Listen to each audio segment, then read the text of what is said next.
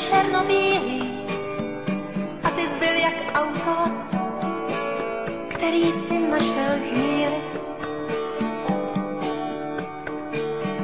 Postavil ses ke mně jak vítaný host, oblečený do gala jen 15 vteřin a dost.